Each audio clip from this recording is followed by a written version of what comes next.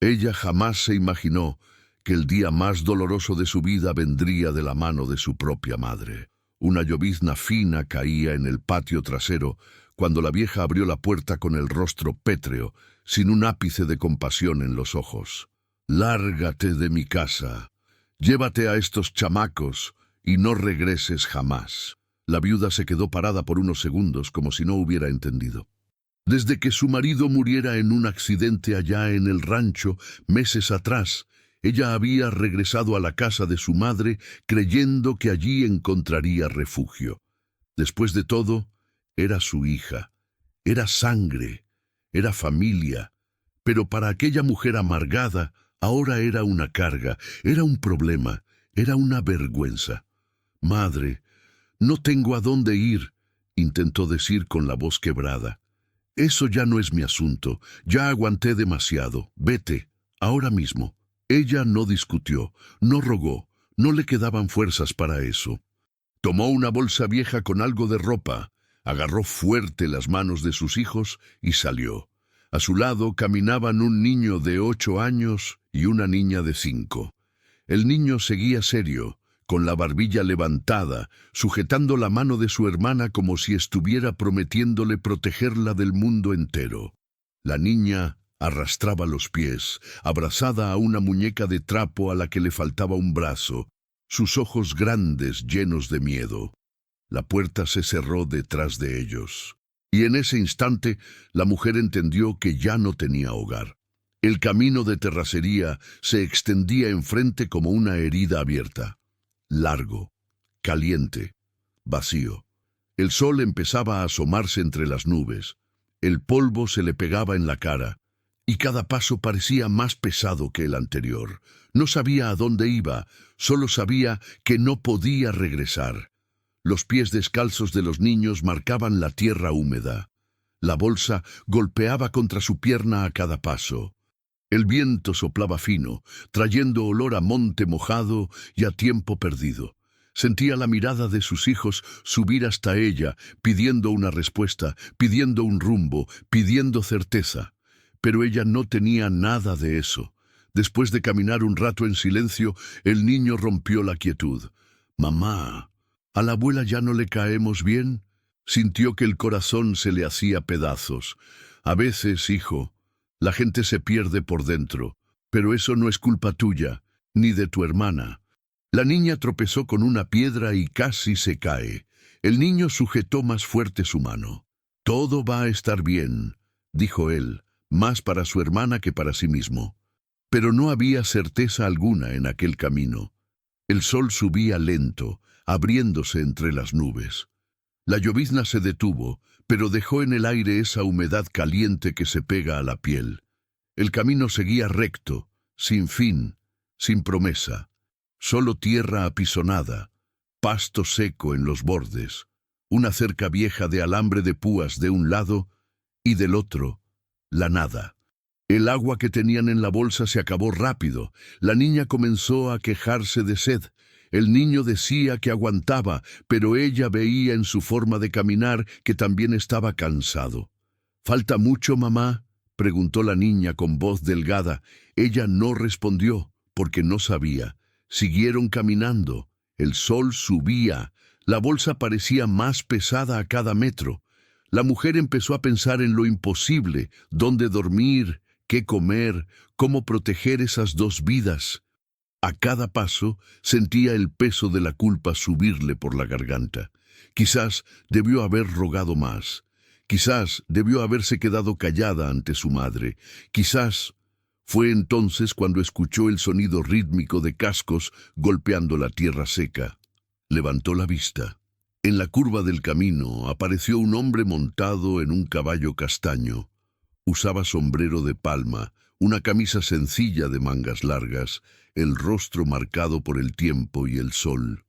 Venía despacio, como quien no tiene prisa por llegar a ningún lado. Al verlos, disminuyó aún más el paso, se detuvo. Observó a la mujer exhausta, los pies adoloridos, a los niños cubiertos de polvo. Vio allí no solo pobreza, vio abandono. Bajó del caballo lentamente, sujetando las riendas con firmeza. Se paró frente a ellos, sin acercarse demasiado, respetando la distancia. —¿Está usted bien? —preguntó con voz firme, pero sin dureza. Ella dudó. La vida ya le había enseñado que la ayuda casi siempre venía con un precio. Aún así, respondió: «Fuimos corridos de nuestra casa. No tenemos a dónde ir». El hombre miró de nuevo a los niños, al niño que intentaba parecer demasiado fuerte para su edad, a la niña que se escondía detrás de su madre, apretando la muñeca de trapo contra el pecho. Se quitó el sombrero, se pasó la mano por el pelo canoso y se lo puso de nuevo. «Ese camino no lleva a ninguna parte», dijo, señalando hacia adelante. «Solo hay monte y más monte. El pueblo queda a casi 20 kilómetros hacia atrás. Usted no va a llegar allá con esos niños a pie». Ella sabía eso, pero no dijo nada. Él esperó unos segundos, como si estuviera midiendo sus propias palabras. «Mi rancho queda aquí cerquita, después de la brecha», continuó, señalando hacia el lado izquierdo del camino. «Al menos por hoy, ustedes no van a dormir a la intemperie». Ella apretó a sus hijos contra su cuerpo.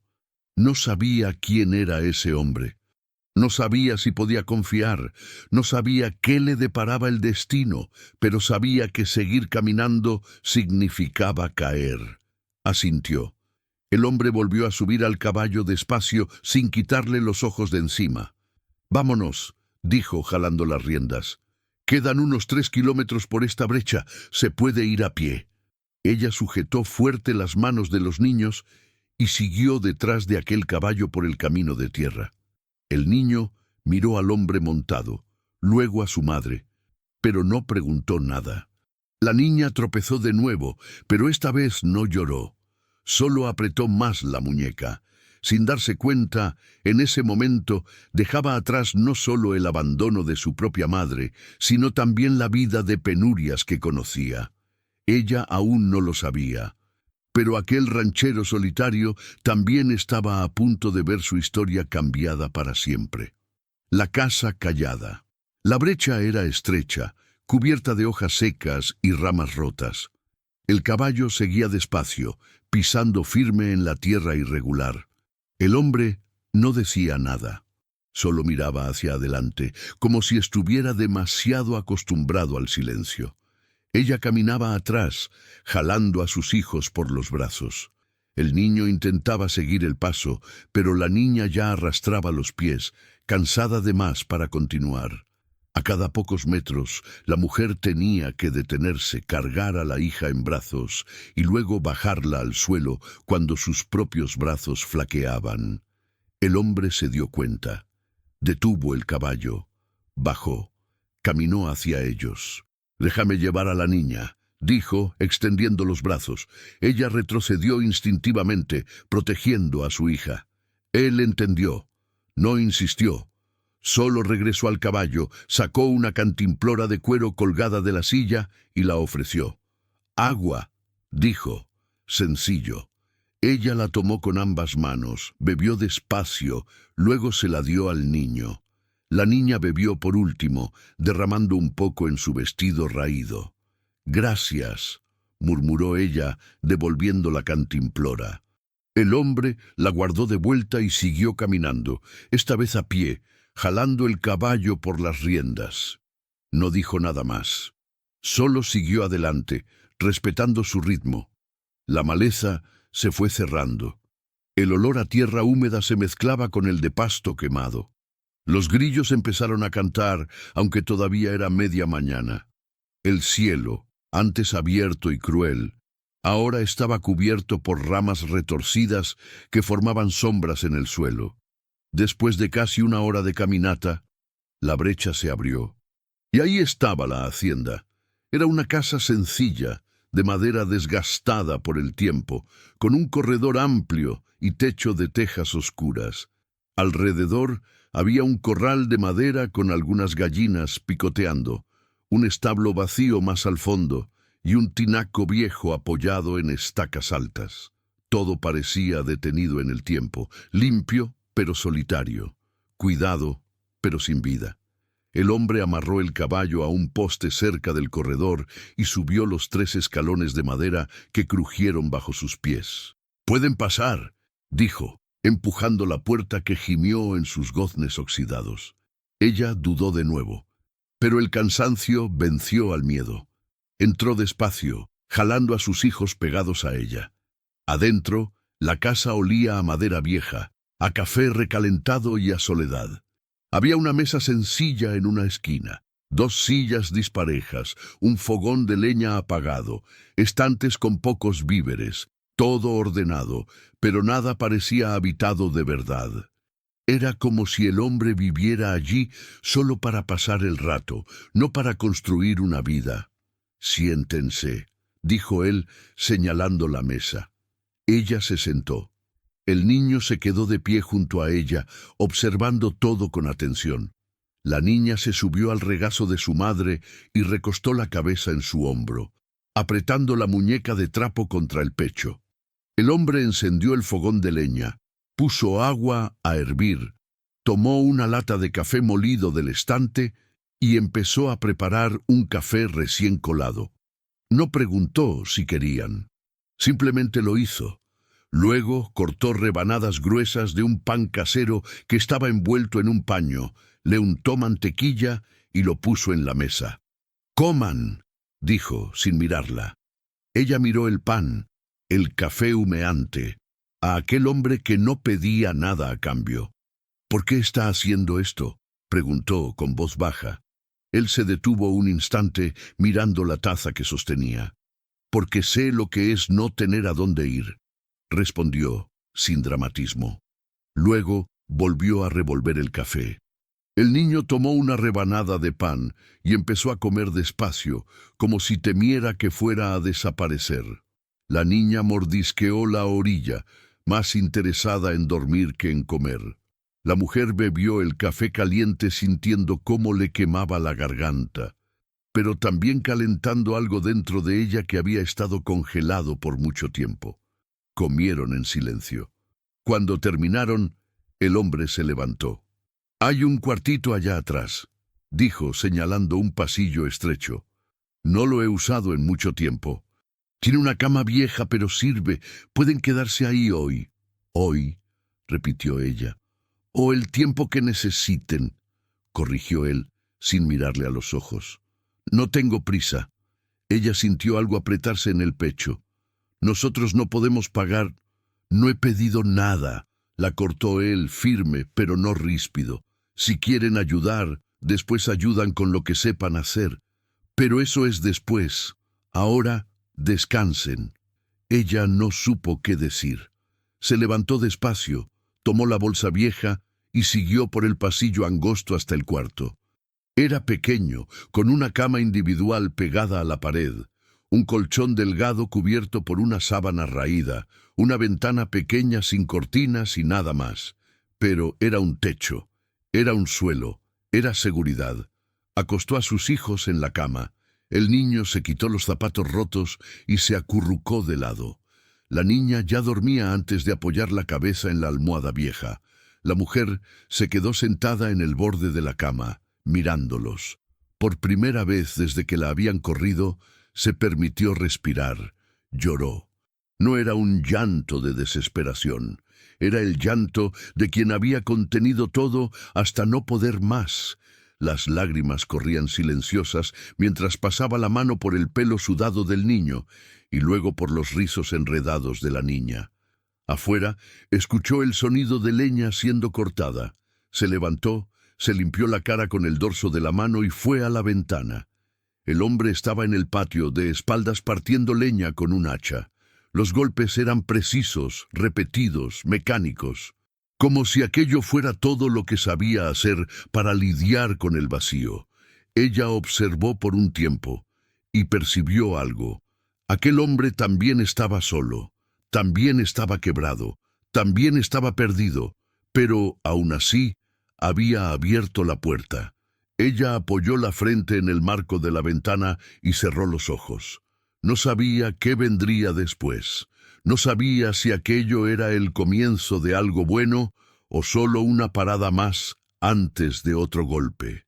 Pero en ese momento, por primera vez en mucho tiempo, sintió que no estaba completamente perdida, porque alguien le había tendido la mano, y ella la había aceptado.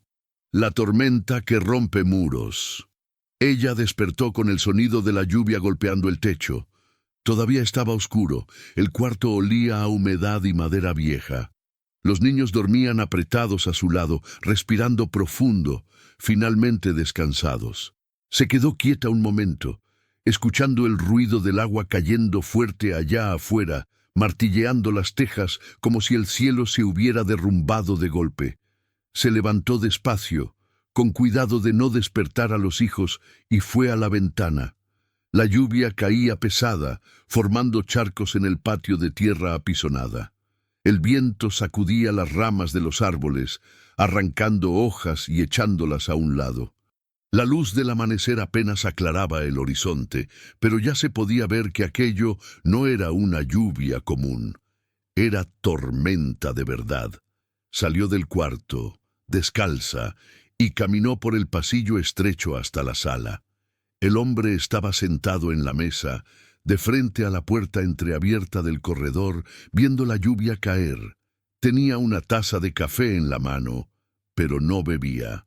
Solo la sostenía, como si necesitara algo para ocupar los dedos. Giró la cabeza cuando la oyó llegar. «Despertaste temprano», dijo sin sorpresa. «La lluvia», respondió ella cruzándose de brazos. «Nunca he visto llover así por aquí». «A veces viene fuerte», dijo él volviendo a mirar hacia afuera. «Cuando llega suele durar días». Ella sintió un apretón en el pecho. «¿Días?», él asintió. «El camino se hace lodo. No se puede salir ni a caballo. Y si se intenta a pie, te hundes hasta la rodilla». Ella tragó saliva. Miró hacia atrás, al pasillo donde dormían los hijos, y luego de vuelta a la tormenta. «¿Nosotros nos vamos a quedar atrapados aquí?» «Por ahora sí», respondió él, sin quitarle los ojos a la lluvia. «Pero hay comida, hay agua, hay leña. Podemos aguantar». Ella no sabía si eso la aliviaba o la asustaba. El hombre se levantó, fue al fogón y tomó la jarra aún caliente. «¿Quieres café?», ofreció. Ella asintió. Sirvió una jarra vieja y la colocó en la mesa. Ella se sentó, sujetó la jarra con ambas manos y bebió despacio, sintiendo el calor bajar por la garganta. Permanecieron en silencio un rato. Solo el ruido de la lluvia martillando el techo, el viento gimiendo en las rendijas de la madera y el chasquido débil de la leña en el fogón. «¿Cómo te llamas?», preguntó ella de repente. Él tardó en contestar, como si hubiera olvidado que aún tenía un nombre. «Joaquim», dijo al fin. «Yo soy Clara», respondió ella. «El niño es Gabriel, la niña es Lucía». Él asintió, pero no dijo nada más. Ella respiró hondo. «Gracias por dejarnos quedar». Joaquim la miró por primera vez desde que le había servido el café. Su mirada era cansada, pero no vacía. Había algo allí, algo guardado demasiado profundo para ser dicho con palabras. «No tienes que agradecer», dijo él. «Sé lo que es estar perdido». Ella quiso preguntar más. Quiso saber qué le había pasado a él. ¿Por qué vivía solo en aquella casa callada? ¿Por qué ayudaba a extraños sin pedir nada a cambio? Pero no preguntó, porque ella también cargaba cosas que no quería contar. La lluvia continuó todo el día. Los niños despertaron asustados por los truenos, pero Joaquim encendió el fogón, hizo atole de maíz y lo sirvió con piloncillo. Gabriel comió en silencio, mirando al hombre con curiosidad. Lucía se quedó en el regazo de Clara, mordisqueando despacio, todavía adormilada. «¿Puedo jugar allá afuera cuando pare?», preguntó Gabriel. «Sí», respondió Joaquim, «pero va a tardar». El niño miró por la ventana, vio la lluvia caer fuerte y suspiró. «Está bien».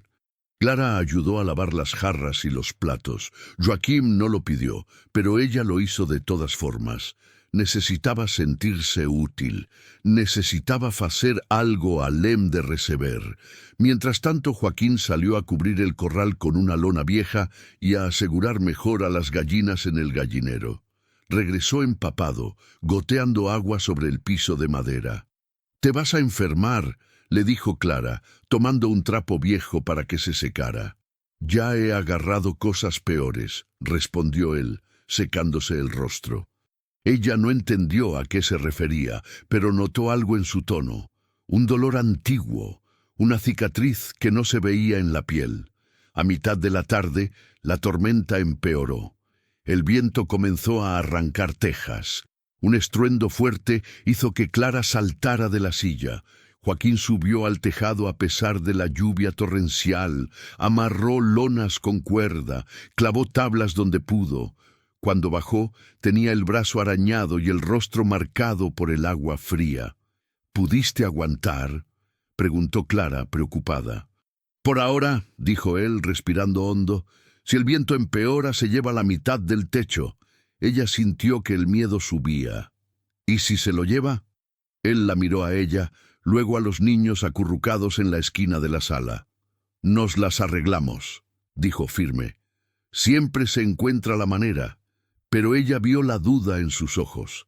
La noche cayó pesada. La lluvia no paraba. Los truenos sacudían toda la casa.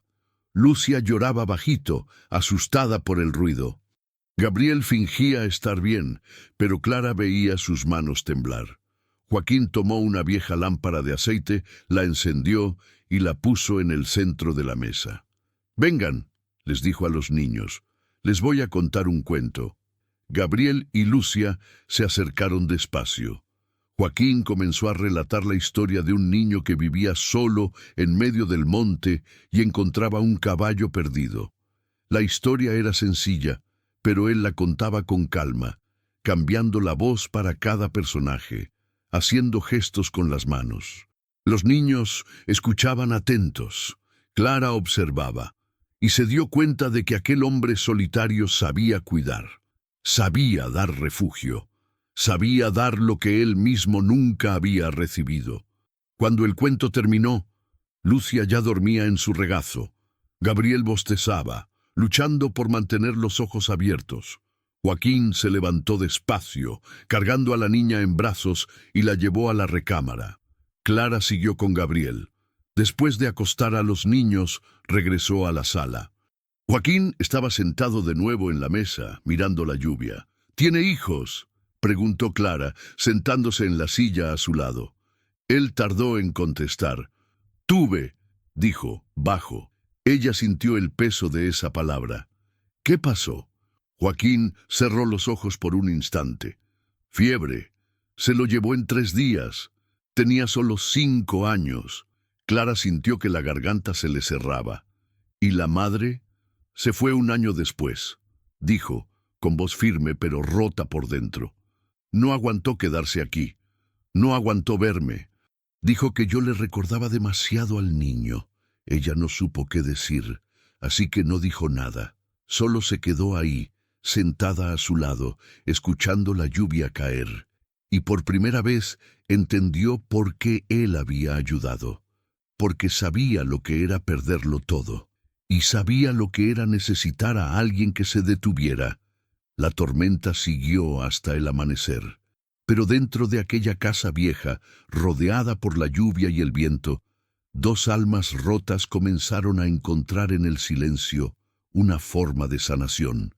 Sin promesas, sin palabras bonitas, solo presencia. El peso de las decisiones. La lluvia paró al 3er día, pero el daño ya estaba hecho. Clara despertó con el silencio. Le extrañó. Se levantó de la cama despacio, cuidando de no despertar a los niños, y fue a la ventana. El cielo seguía nublado, pesado, pero el agua había dejado de caer. El patio era un mar de lodo rojo.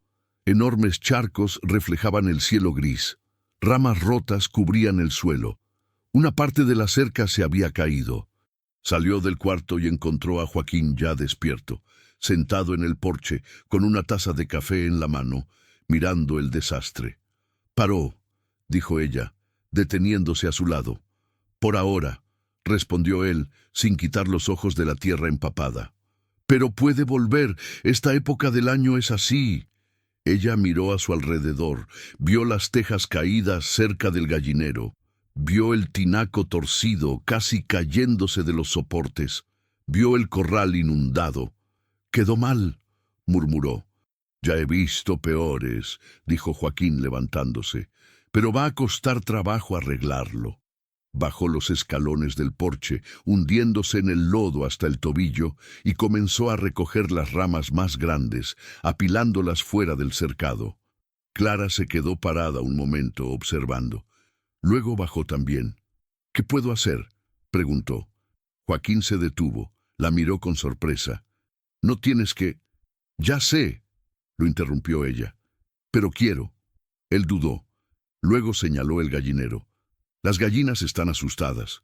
Si logras meterlas de nuevo en el cercado y darles maíz, ayuda». Ella asintió. Joaquín la observó un segundo. Luego regresó al trabajo. Clara fue al gallinero. Algunas gallinas se habían escapado durante la tormenta y estaban dispersas por el patio, picoteando en el lodo. Comenzó a juntarlas una por una, sujetándolas con cuidado, devolviéndolas al cercado improvisado que Joaquín había hecho con tablas viejas. No era fácil. Corrieron, cacarearon fuerte, batieron las alas. Pero Clara no se rindió.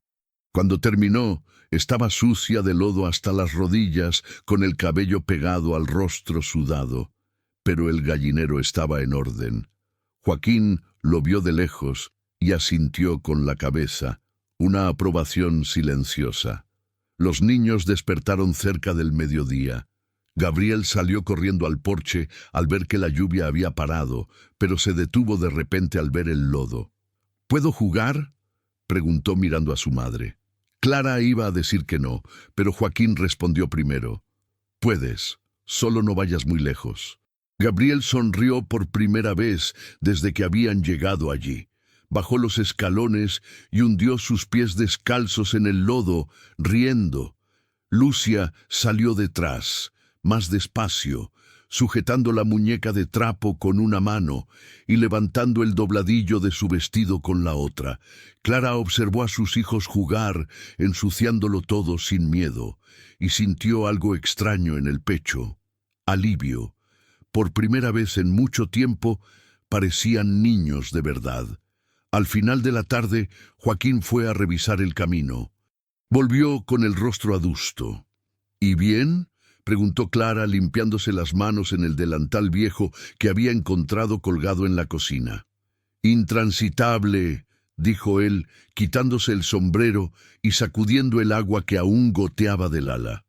«El puente de madera se cayó, no se puede pasar ni a pie, tardarán días en poder arreglarlo». Clara sintió el corazón acelerarse. «Entonces nosotros no podemos salir».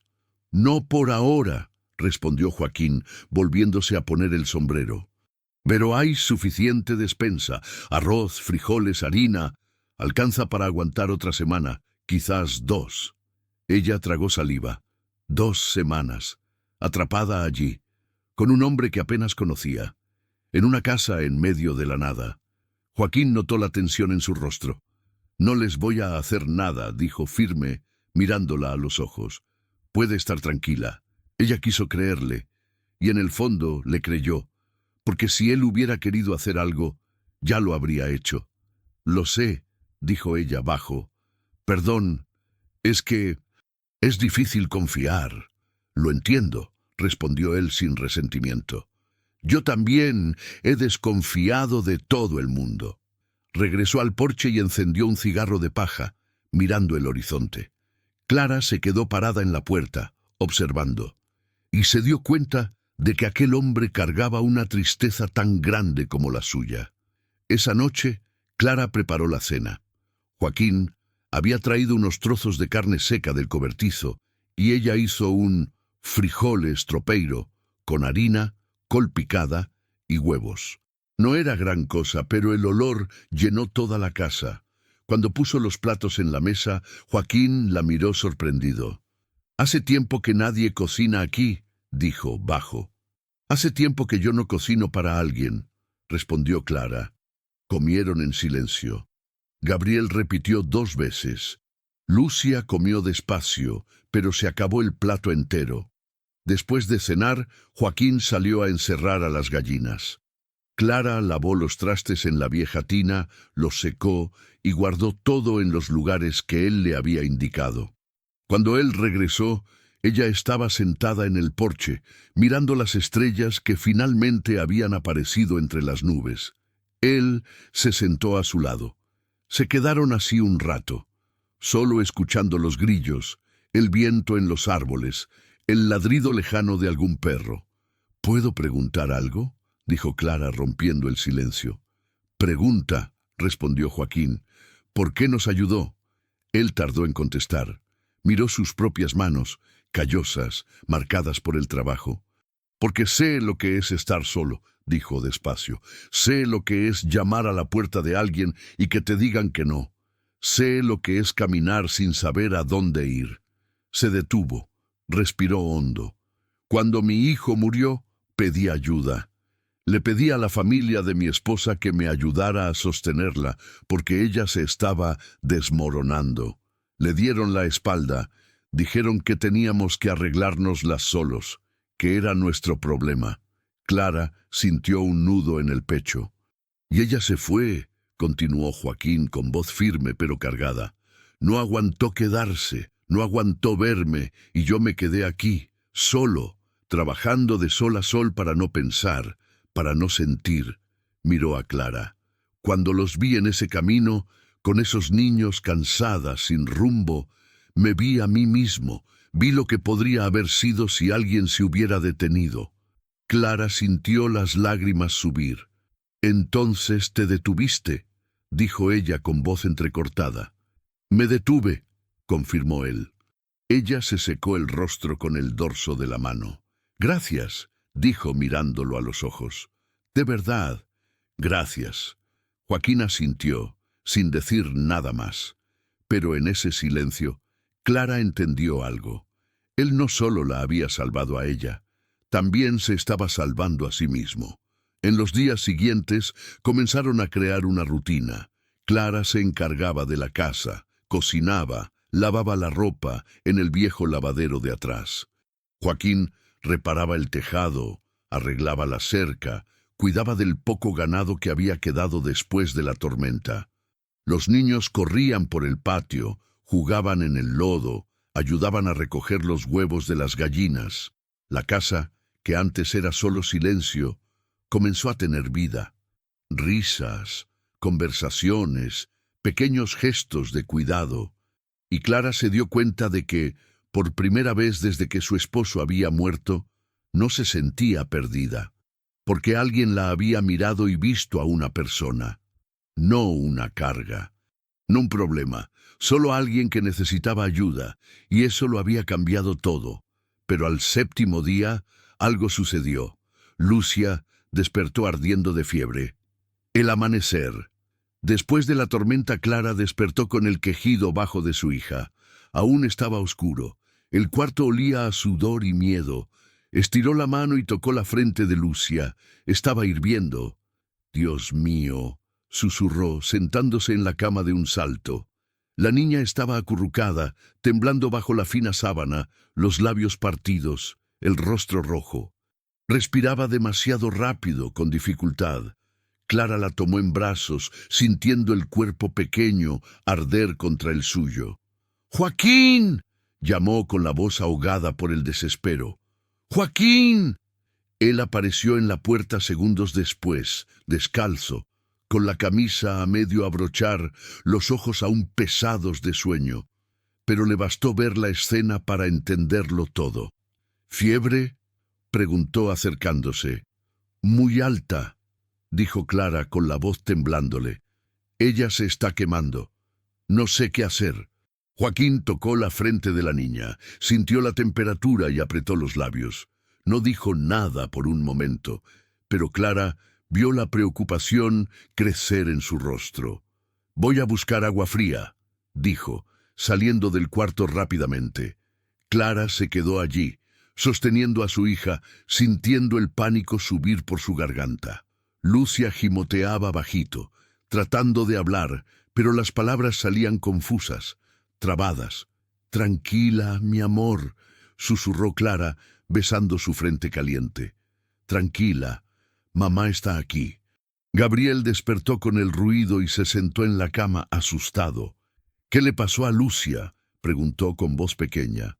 «Está enferma», respondió Clara, tratando de mantener la voz firme. «Pero va a estar bien, va a estar bien». Se lo repitió más a sí misma que a su hijo. Joaquín regresó con una tina de agua fría y paños limpos. Mojó uno y se lo puso en la frente a la niña. Mojó otro y se lo pasó por los brazos, el cuello, intentando bajar la fiebre. «Necesita medicina», dijo Clara desesperada. «Necesita un doctor. El pueblo está demasiado lejos», respondió Joaquín, sin dejar de pasar los paños. «Y el camino sigue intransitable. No se puede llegar a caballo». «Entonces, ¿qué hacemos?». La voz de Clara salió más alta, más quebrada. «¿Dejarla morir?». Joaquín la miró a los ojos, firme, sin mentir.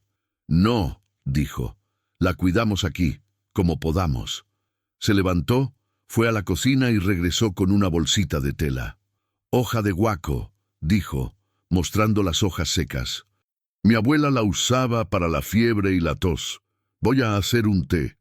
Clara no sabía si eso funcionaría, pero era todo lo que tenían. Joaquín hirvió agua, preparó el té con las hojas, lo dejó enfriar un poco y lo trajo en una taza pequeña. «Intenta darle», dijo, entregando la taza a Clara. Ella sostuvo a Lucia en brazos, levantó la cabeza de la niña despacio y acercó la taza a sus labios. «Toma, mi amor, solo un poquito». Lucia hizo una mueca por el sabor amargo, pero tragó algunos sorbos. Tose. Lloró bajito, pero tomó. Clara siguió pasándole los paños fríos a su hija toda la noche. Joaquín se quedó allí, sentado en el suelo junto a la cama, cambiando el agua de la tina, trayendo más paños, preparando más té. Gabriel se durmió sentado, recargado en la pared, negándose a salir del cuarto. Las horas pasaron despacio. La fiebre no bajaba. Clara sentía el corazón romperse con cada gemido de su hija, con cada respiración difícil, con cada temblor. «No puedo perderla», susurró con las lágrimas cayendo. «No puedo». Joaquín puso la mano en su hombro. «No la vas a perder», dijo con una firmeza que Clara no sabía de dónde venía. «Ella es fuerte. Ya pasará». Clara quiso creerle, pero el miedo era mayor. El amanecer llegó despacio. La luz débil entró por la ventana, iluminando el cuarto que olía a sudor, té de hierbas y desesperación. Clara seguía sentada en la cama, sosteniendo a Lucia en brazos. Joaquín estaba recargado en la pared, los ojos rojos de cansancio. Gabriel dormía de lado, la cabeza apoyada en el brazo. De repente, Lucia se movió. Abrió los ojos despacio. «Mamá», llamó, con voz débil, pero clara. Clara sintió el pecho explotar. «Aquí estoy, mi amor», dijo apretando a su hija contra sí. «Aquí estoy». Joaquín tocó la frente de la niña de nuevo. La fiebre había bajado. Cerró los ojos y soltó el aire que había estado conteniendo por horas. «Pasó», dijo bajo. «Pasó lo peor». Clara lloró. Lloró de alivio, de cansancio, de gratitud. Joaquín se levantó, salió del cuarto sin decir nada y fue a la cocina. Clara lo oyó mover ollas, encender el fogón. Minutos después, regresó con un caldo caliente de pollo. «Para que recupere fuerzas», dijo, entregando el tazón. Clara le dio cucharadas pequeñas a Lucia, quien comió despacio, aún débil, pero despierta, viva. Gabriel se despertó con el movimiento. Vio a su hermana comiendo y sonrió aliviado. «¿Mejoró?», preguntó. «Mejoró», respondió Clara. Combinado. Aquella noche ella escribió una carta, no para su madre, no para pedir perdón o buscar reconciliación, sino para despedirse. Escribió sobre todo lo que había pasado, sobre el dolor de ser expulsada, sobre el miedo de no saber a dónde ir, sobre el encuentro con Joaquim, sobre la casa que se convirtió en hogar, sobre los niños que volvieron a sonreír, sobre la vida que había reconstruido. Terminó la carta así: no escribo esto para lastimarte, ni para que te arrepientas. Escribo porque necesito cerrar esta puerta, necesito seguir adelante sin cargar el peso de lo que hiciste. Te perdono, no porque te lo merezcas, sino porque yo merezco paz, y cargar el rencor solo me impide ser feliz. Así que te perdono y te dejo ir. Cuídate, Clara. Dobló la carta, la puso en un sobre, pero no la envió. La quemó. Vio el papel convertirse en cenizas en la llama de la lamparina y sintió que algo se soltaba dentro de su pecho. Un año después, la casa había cambiado. La terraza ahora tenía macetas colgantes. La cerca estaba pintada de blanco. El gallinero había sido ampliado. La huerta había crecido y ocupaba gran parte del patio trasero. Joaquim había construido un pequeño cobertizo nuevo para guardar las herramientas y los víveres. Gabriel, ahora con 9 años, sabía montar a caballo solo. Ayudaba a Joaquim en casi todo. Tenía sus propios instrumentos de trabajo: un martillo pequeño, una navaja de cabo de madera, un sombrero que Joaquim le había comprado en el pueblo. Lucia tenía 6 años e iba a la escuelita del poblado más cercano, a 5 kilómetros de distancia. Joaquim la llevaba en carreta todas las mañanas y la recogía todas las tardes. Ella aprendía rápido, sabía leer palabras sencillas, le encantaba dibujar. Clara se había vuelto conocida en la región por sus conservas y sus panes caseros. Vendía en el mercado, recibía encargos, intercambiaba productos con los vecinos. Tenía amistades ahora, mujeres que se detenían a conversar, a intercambiar recetas, a compartir las dificultades. Ya no era la mujer perdida en el camino de tierra, era Clara, la mujer de la hacienda de Joaquim, la que hacía el mejor pan de queso de la región, la que cuidaba la huerta como si fuera oro. Y Joaquim sonreía más, hablaba más, ya no cargaba aquel peso antiguo sobre los hombros. Una tarde de domingo, después de comer, Clara estaba lavando los trastes cuando Joaquim apareció en la puerta de la cocina. ¿Puedo hablar contigo?, preguntó. «Claro», respondió ella secándose las manos. Él se quedó quieto un momento, jugueteando con el sombrero entre sus manos, claramente nervioso. «¿Qué pasa?», preguntó Clara preocupada. Yo quería preguntarte algo», comenzó él, dudoso. Clara esperó. Joaquim respiró hondo. «Ya vivimos juntos más de 1 año», dijo. «Compartimos la casa, compartimos las responsabilidades, cuidamos de los niños juntos». Hizo una pausa, reuniendo valor. «Y yo estoy a gusto con esto. Me gusta despertar y saber que estás aquí. Me gusta ver crecer a los niños.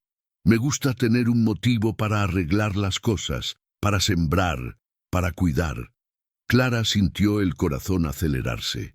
«Joaquim, déjame terminar», pidió él, levantando la mano.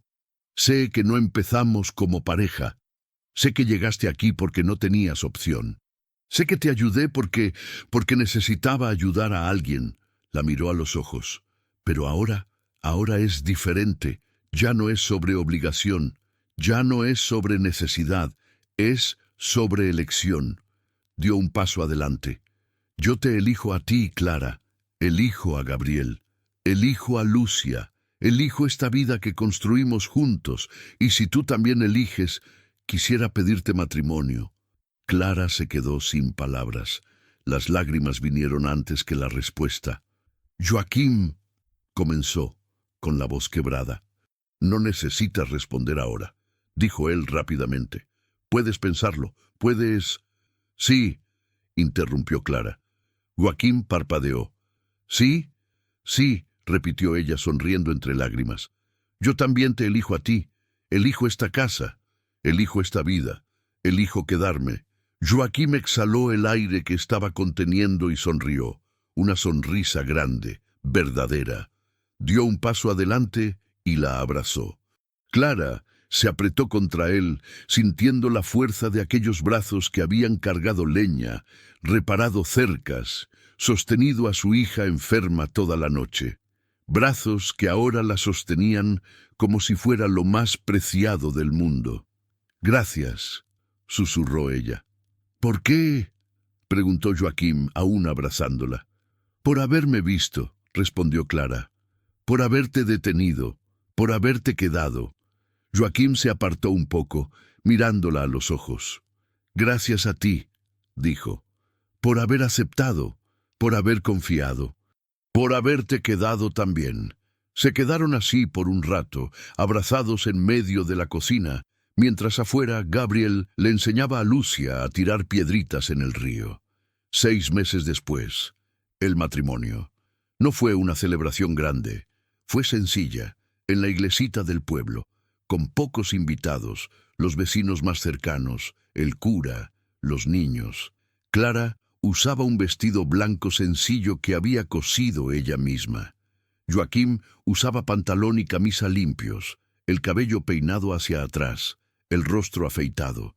Gabriel fue el paje, Lucia, la damita, esparciendo pétalos de flores por el camino. Cuando el cura preguntó si se aceptaban mutuamente, ambos respondieron sí sin dudar. Sí para recomenzar, sí para construir juntos, sí para la vida que habían elegido. Después de la ceremonia, hicieron una fiesta sencilla en la hacienda. Clara había preparado comida para todos: arroz con carne seca, arroz carretero, farofa, ensalada de la huerta, pastel de harina de maíz, pastel de elote, fubá. Joaquim había montado mesas improvisadas en el patio. Los niños corrían, reían, jugaban. Los vecinos conversaban, comían, tocaban la guitarra, viola. Y Clara, sentada al lado de Joaquim, miraba todo aquello y apenas podía creerlo. 1 año y medio atrás estaba perdida, expulsada, sin rumbo. Ahora estaba casada. Tenía una casa, una familia, un futuro. ¿En qué piensas?, preguntó Joaquim, pasando el brazo por sus hombros. «En lo extraña que es la vida», respondió Clara. «Cómo el peor día de mi vida me llevó al mejor». Joaquim la apretó suavemente. «La vida no te da lo que planeas», dijo, «pero a veces te da lo que necesitas». Clara recostó la cabeza en su hombro. «Es verdad». 2 años después. Clara estaba embarazada. Lo descubrió una mañana de abril, cuando las náuseas vinieron fuertes, y notó que el retraso no era casualidad. Se lo contó a Joaquim esa misma noche. Él se quedó sin palabras. Luego sonrió, luego lloró. «¿De verdad?», preguntó, tomándole las manos. «De verdad», confirmó Clara. Joaquim la jaló hacia un abrazo apretado. Yo no creí que tendría otra oportunidad», dijo con la voz entrecortada. «Después de que mi hijo murió, pensé que nunca más». Él no terminó la frase. Clara le tomó el rostro entre sus manos. «Vas a ser padre de nuevo», dijo sonriendo entre lágrimas. «Y serás un padre maravilloso». Joaquim le besó la frente, luego la nariz, luego los labios. «Gracias», susurró. «¿Ya por qué?». «Por darme una familia de nuevo». 9 meses después, el bebé nació una noche de enero con la ayuda de la partera del pueblo. Fue un parto difícil, pero Clara era fuerte. Joaquim le sostuvo la mano todo el tiempo, secándole el sudor, susurrándole palabras de ánimo. Cuando el llanto del bebé resonó en la casa, Joaquim también lloró. Era un niño, pequeño, rojo, perfecto. La partera lo limpió, lo envolvió en una manta y se lo entregó a Clara. Ella sostuvo a su hijo en brazos, miró aquel rostro arrugado, aquellos ojitos cerrados, aquellas manitas diminutas. «Es hermoso», susurró. Joaquim se sentó al borde de la cama, mirando al bebé. «¿Cómo lo vamos a llamar?», preguntó Clara. Joaquim pensó por un momento. «Antonio», dijo bajo. si estás de acuerdo. Clara lo miró, sorprendida. ¿El nombre de tu hijo? Joaquín asintió. Quiero honrar su memoria, pero también quiero un nuevo comienzo.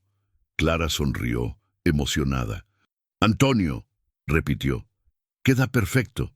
Gabriel y Lucia entraron al cuarto con cuidado, curiosos por ver a su hermanito. Es tan chiquito, susurró Lucia maravillada. Tú también eras así, dijo Clara sonriendo. Gabriel tocó la manita del bebé con un dedo. Yo lo voy a proteger, dijo, serio. Igual que Joaquín me protege a mí. Joaquín puso su mano en el hombro del niño, apretando con cariño. Sé que lo harás, dijo. Años después, la casa siguió creciendo. Antonio creció fuerte y sano, con los ojos claros del padre y la sonrisa de la madre. Gabriel se convirtió en un joven trabajador, asumiendo cada vez más responsabilidades en la hacienda. Lucia estudiaba en la escuela de la ciudad, soñaba con ser maestra. Clara y Joaquín envejecieron juntos, lado a lado, construyendo una vida que ninguno de los dos había planejado, pero que ambos habían elegido. En las noches de domingo, después de cenar, todavía se sentaban en la terraza. Observaban las estrellas, escuchaban a los grillos, sentían el viento y daban gracias. Daban gracias por el encuentro improbable en el camino de tierra. Daban gracias por la tormenta que los retuvo allí, pero que también los liberó. Daban gracias por las decisiones difíciles que tuvieron que tomar. Daban gracias por no haberse rendido. En una de esas noches, Clara miró a Joaquín y preguntó, ¿te arrepientes de algo? Joaquín pensó por un largo rato.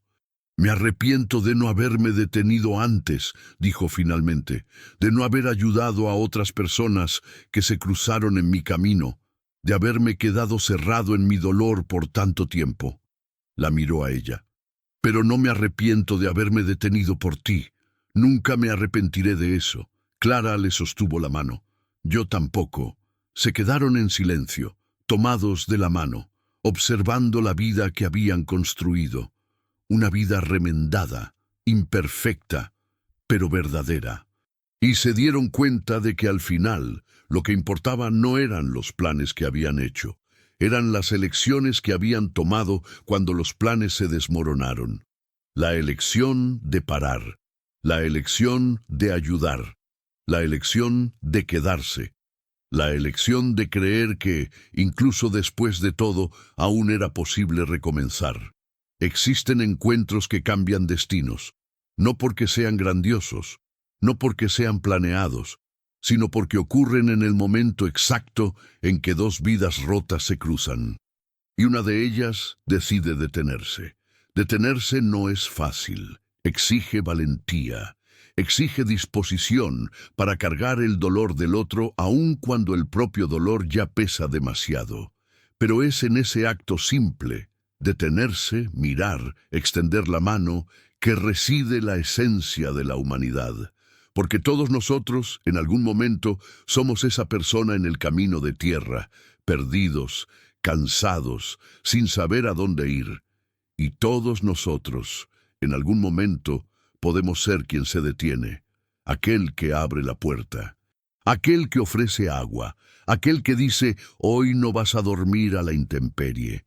La vida no está hecha de grandes gestos heroicos, está hecha de pequeñas decisiones diarias, de ver al otro, de cuidar, de permanecer. Y a veces, cuando menos lo esperamos, esas pequeñas decisiones se transforman en familia, en hogar, en un nuevo comienzo. Así que, si estás perdido hoy, sepas, todavía hay quien puede detenerse. Y si ves a alguien perdido, recuerda, puede ser tú quien se detenga. Porque al final, lo que nos salva no es la ausencia de tormentas, es la presencia de alguien que decide quedarse a nuestro lado hasta que pasan. Y cuando pasan, porque siempre pasan, lo que queda no es solo supervivencia, es vida, vida de verdad, construida sobre los escombros de lo que se perdió, pero viva, latente, verdadera, Y eso, al final, es todo lo que necesitamos.